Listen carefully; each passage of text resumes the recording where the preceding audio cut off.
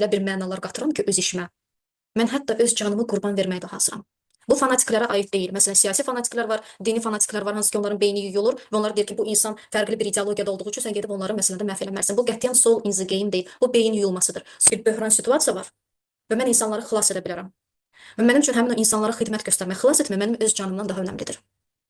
Halbuki mənim digər seçimim də var və heç kim məni qınaya bilməz məsələn mən öz həyatımı xilas etmək istəsəm. Çünki mən ilk ego inkişaf mərhələsinə düşürəm, harda ki mənim üçün sağ qalmaq önəmlidir.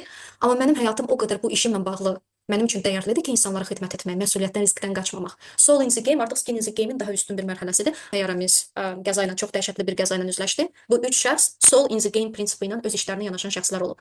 Onlar üçün bir şans var idi öz həyatlarını sağ çıxartmaq. Amma onlar bunu etmədilər. Onlar daha çox insanı xilas etmək üçün öz həyatlarını qurban veriblər. Belə baxsaq onlar maaşlı işçilərdir. Yəni belə baxsaq kənardan neytral bir müşahidəçi kimi. Who cares? Yəni ingilis dilində belə bir söz var. Onlar niyə insanları belə baxanı düşünməlidir? Bu bir biznesdir, kommersiyadır. Onlar maaşa işləyirlər, onların sadəcə bir missiyası var. A nöqtədən B nöqtəsinə çatdırmaqdır. Amma burada nə baş verir və nəyə görə biz həmin o insanları yadımızda saxlayırıq? Çünki onlar heç kimin göstərişi olmadan öz daxili etik kodeksinin verdiyi dəyərlərə uyğun olaraq öz həyatlarını qurban verməyə, daha çox insanı xilas etmək üçün bu seçimi etdilər.